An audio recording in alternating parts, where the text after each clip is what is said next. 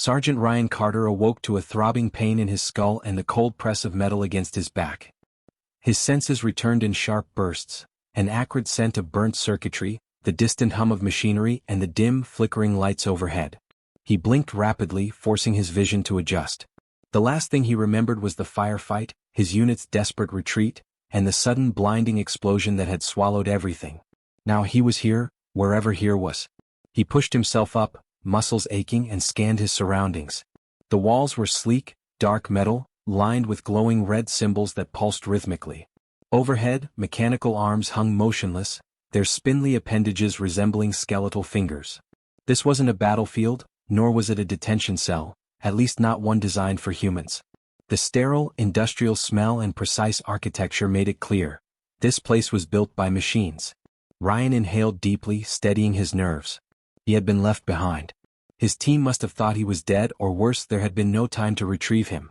Either way, survival was now his responsibility. A low, mechanical whirring echoed through the corridor. He flattened himself against the wall, listening.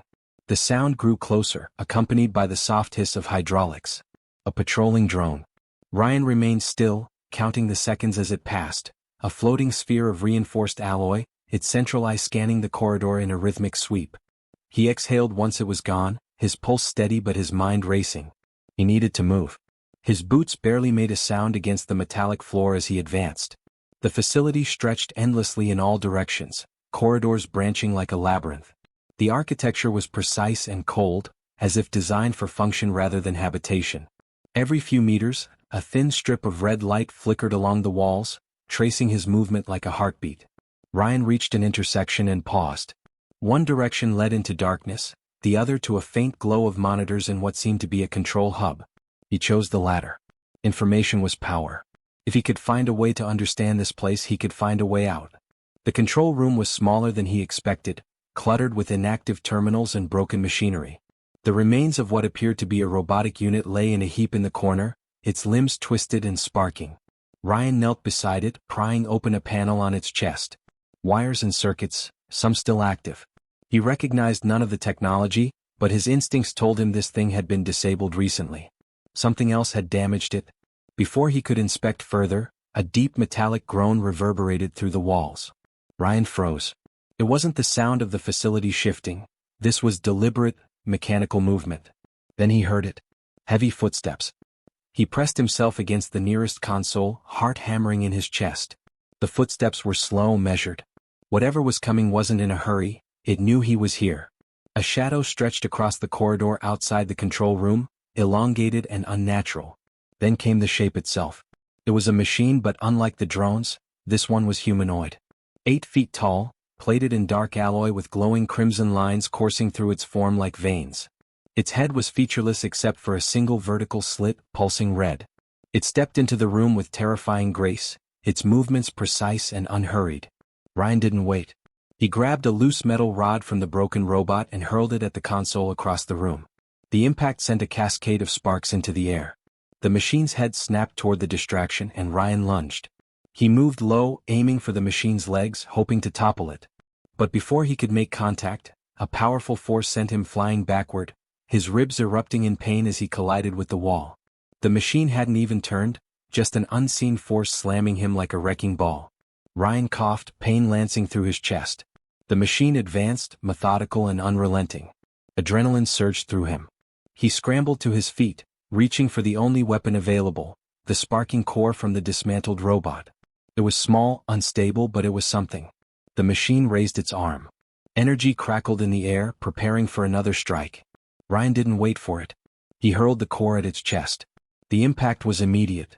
A flash of blue energy erupted from the machine's body as the unstable core discharged. It staggered, its internal systems scrambling, the glow from its chest flickering violently. Ryan seized the moment, rushing forward and delivering a brutal kick to its knee joint. The machine collapsed, its systems failing, its movements jerky and uncoordinated. He didn't stop. He grabbed the broken remains of a metal beam and swung with all his strength. Sparks flew as he drove the beam into the machine's exposed core. A final, distorted screech filled the room before the light in its visor dimmed to nothing. Ryan stepped back, breathing heavily. His ribs ached, his hands trembled, but he was alive. The realization settled in, He had just killed something beyond his understanding. And if there was one of these machines, there were more. He needed to get out before they found him. Ryan moved quickly, keeping low as he navigated the endless corridors of the robotic facility. His body ached from the encounter with the machine, but the adrenaline dulled the pain. He had no idea how much time had passed since he woke up here, but one thing was certain. He wasn't alone. The humanoid machine had been hunting him. Others would too. His best chance of survival was to find an exit before they found him first. The corridors stretched endlessly, identical and featureless except for the pulsing red lines tracing along the walls. He counted turns, memorizing pathways, keeping track of possible escape routes. The deeper he moved into the facility, the stronger the hum of machinery became. The air itself vibrated with energy as if the entire structure was alive. A distant clanking noise made him stop. He pressed himself against the wall, listening. The sound was different from the machines. He recognized the uneven rhythm of footsteps. Then he heard the voices. Not robotic. Not human. Aliens. Ryan clenched his jaw, creeping forward until he could see into the next chamber. It was massive rows of sleek pod-like structures lined the walls, glowing with a soft blue light. In the center of the room, figures moved between the pods, checking displays and speaking in a guttural, clicking language. They were tall, reptilian, their bodies covered in segmented armor that appeared to grow from their skin. Their faces were elongated, sharp ridges running along their skulls, with deep-set, glowing yellow eyes. Their posture was upright, but there was something unnatural in the way they moved, too fluid, too precise. Ryan stayed hidden, observing. He counted 4 of them, all armed with weapons that resembled long, jagged rifles. He had no illusions about taking them on. If the machines had been tough, these creatures were something else entirely. Then he saw the pods more clearly. His stomach turned. Inside, suspended in translucent liquid, were humans. Soldiers like him. Some were unconscious, their bodies motionless. Others twitched, their faces contorted in pain.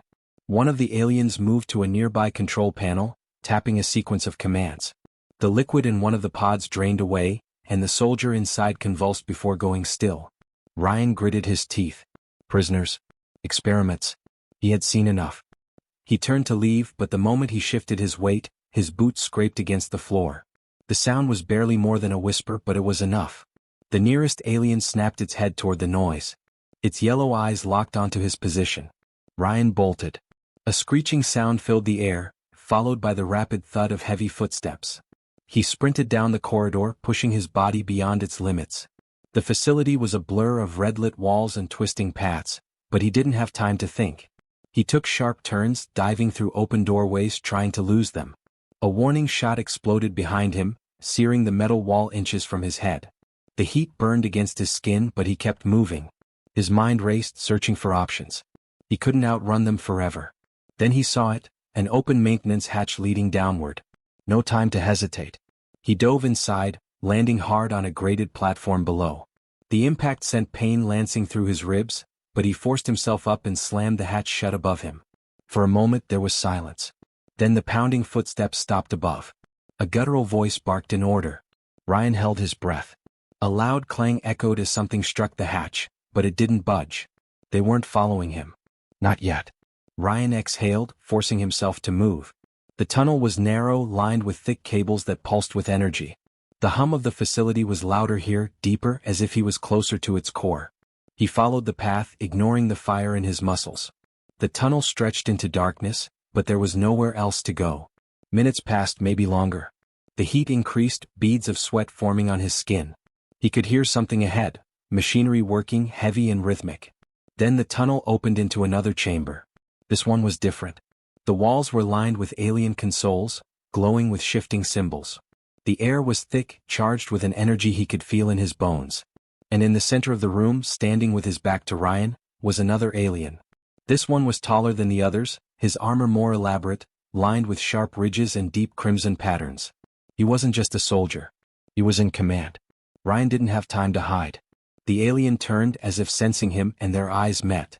The alien's expression was unreadable, but his voice was smooth, almost amused. A human. His mouth twisted into something that might have been a smile. You should not be here. Ryan clenched his fists. He had no weapons, no plan, but he wasn't going to die cowering. The alien took a slow step forward. I am Commander Threxal, he said, tilting his head slightly. You are the first to make it this far. That is interesting. Ryan remained silent. Threxal studied him, his glowing eyes scanning every detail. Your kind fascinates me, he continued. So fragile yet so persistent. He gestured toward the consoles. We have been studying you. Your war tactics, your resilience. You fight even when you cannot win. Ryan's muscles tensed. Threxal's eyes narrowed. But you are alone. Your people left you behind. That is the flaw in your kind. Loyalty only lasts until it becomes inconvenient. Ryan smirked. Funny.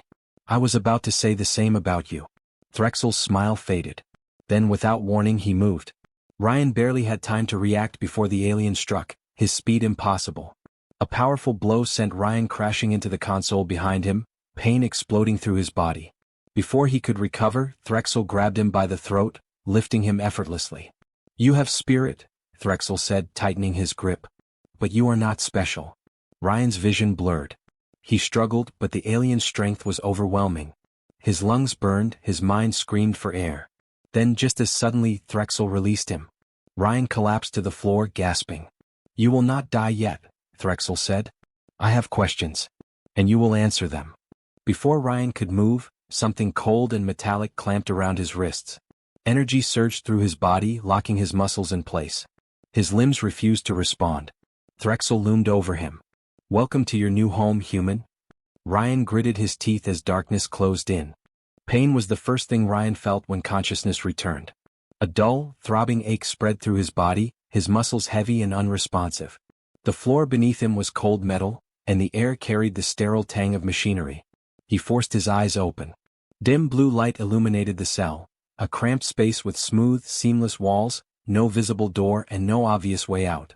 His wrists ached, the lingering sensation of restraint still clinging to his nerves, though they were gone now. They must have sedated him before throwing him in here. Ryan sat up slowly, rolling his shoulders. He wasn't dead.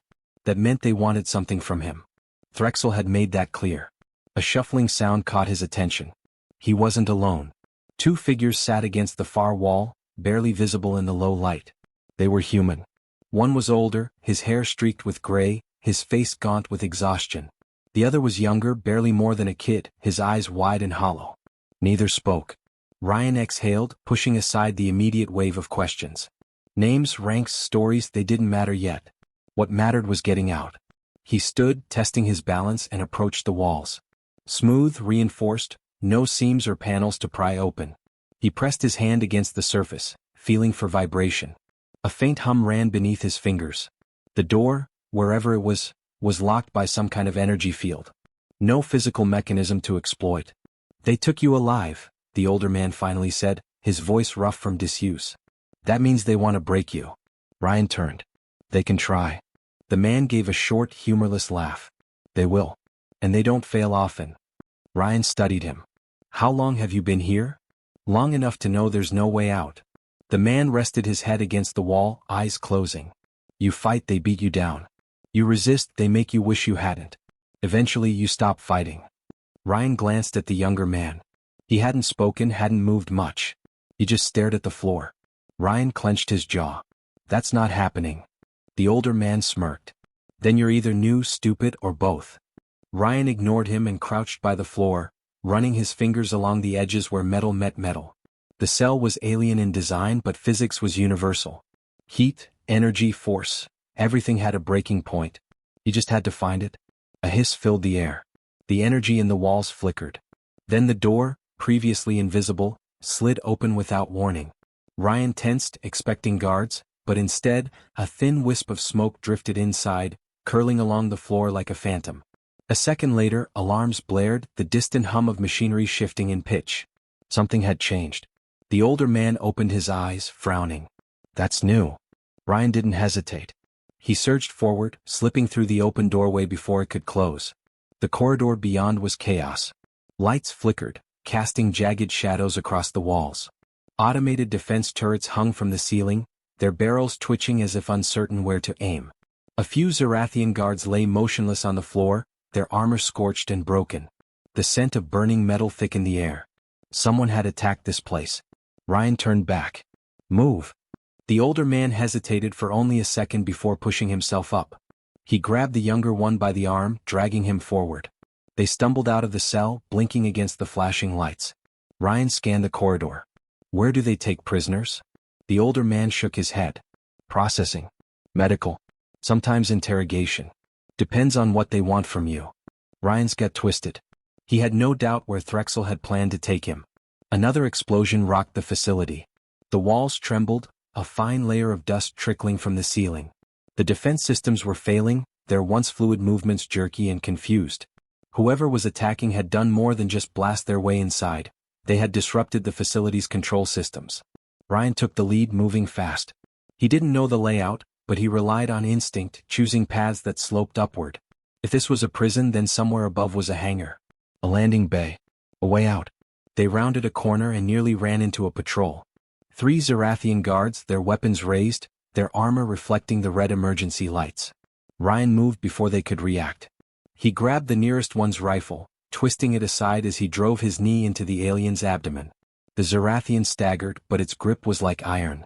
Ryan twisted again, redirecting the weapon's barrel toward the second guard and pulling the trigger. A pulse of energy blasted through the air, striking the alien square in the chest. The second guard crumpled. The third raised his weapon, but the older man slammed into him from the side, knocking him off balance. The younger prisoner hesitated, just for a second, but then lunged, driving his elbow into the alien's throat. Ryan wrestled the first guard's rifle free, turned it and fired point blank. Silence followed. The bodies lay still, the air thick with the scent of scorched armor. The younger man was shaking, his breath ragged, but his eyes had lost their emptiness. Ryan reloaded the rifle. We move fast. No more surprises. The older man nodded, rubbing his sore knuckles. You've got a plan? Find a ship. Get off this rock. And if there's no way out? Ryan tightened his grip on the weapon. Then we make one. The corridor opened into a vast chamber, rows of alien vessels lined up in preparation for something much larger. Ships ranging from small fighters to massive transports gleamed under the flickering red light. At the far end, figures moved, Zyrrathians scrambling to reinforce defenses, shouting in their guttural tongue. Ryan spotted a sleek, angular ship near the closest docking platform. Small, fast, armed. Perfect. We need that one, he said. The older man grunted. You do like making enemies. Ryan smirked. They started it. A new alarm shrieked through the facility, louder and more urgent. Across the hangar, more Zyrrathian soldiers flooded in, their weapons charged. The escape had just turned into a war. Ryan didn't hesitate. He raised the stolen rifle and fired, the blast streaking across the hangar, striking the first Zyrrathian before it could react. The alien crumpled, armor smoking. Then the rest moved. The hangar exploded into chaos. Plasma rounds burned through the air as Ryan sprinted toward the sleek fighter, the older man right behind him, dragging the younger prisoner along. The Zyrrathians spread out, their guttural voices barking orders, their movements sharp and tactical. These weren't the sluggish guards from the corridors, these were soldiers. Ryan dropped to one knee, aiming. He fired 3 quick bursts, forcing them to scatter. One of them tried to flank, moving fast along the docking platforms.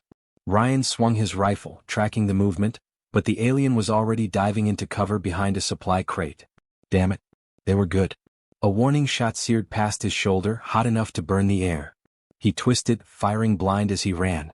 The older man had reached the ship first, slamming his hand against the panel, searching for a way in. The younger one just stood there, frozen, watching the battle unfold with wide, uncomprehending eyes. Move! Ryan barked, shoving him toward the ship. A Zyrrathian leaped from the catwalk above, landing with terrifying grace. Before Ryan could react, the alien was on him, knocking the rifle from his hands. The force sent him stumbling, pain lancing through his already battered ribs. The Zyrrathian struck again, a heavy blow meant to kill, but Ryan ducked, twisting to the side. He moved on instinct, raw and desperate, grabbing the alien's wrist and yanking forward. The creature snarled, off balance for only a fraction of a second. It was enough. Ryan drove his elbow into its throat, then twisted its own momentum into a brutal takedown. The Zyrrathian hit the floor, gasping. Ryan grabbed his fallen rifle, flipped it and fired. Another down. But there were more. Too many. The ship's engines roared to life behind him, thrumming with power. The older man had done it. The boarding ramp lowered with a hiss, light spilling from the interior. Get in, the man shouted. Ryan didn't argue. He grabbed the younger prisoner and shoved him up the ramp, then turned, covering their retreat with more shots. The Zyrrathians weren't stopping. They surged forward, plasma fire hammering against the ship's hull. Ryan sprinted for the ramp, his muscles screaming. He felt the heat of a blast skim past his leg, but he didn't slow. He dove inside just as the ramp began to close. The ship jolted, engines flaring. Outside, the Zyrrathians adjusted, preparing heavier weapons, realizing this wasn't just an escape attempt. It was a theft. Ryan staggered to the cockpit, the older man already at the controls, hands flying over the alien interface. "You know how to fly this thing?" Ryan asked, breathless. The man let out a short, dry laugh. "No idea." The ship trembled as a new round of fire hammered against its shields. Ryan's stomach twisted. They weren't getting out of here without a fight. "Figure it out," he said, turning. The younger prisoner was still frozen, pressed against the wall, his breathing uneven. Ryan crouched in front of him. "Listen to me," he said, voice steady despite the chaos. "I need you. We need you. Can you fight?" The younger man swallowed hard. His hands clenched into fists. He was shaking, but there was something else behind his eyes now. Not just fear. Determination. Ryan pressed the second rifle into his hands. "Then let's go." The ship lurched as the older man finally got it off the ground. The docking clamps released with a sickening groan, and then they were airborne, tilting violently as the man fought for control. "Shields are up," he shouted. "Weapons systems, probably online?" Ryan didn't wait. He strapped himself into the gunner's seat, fingers dancing over unfamiliar controls.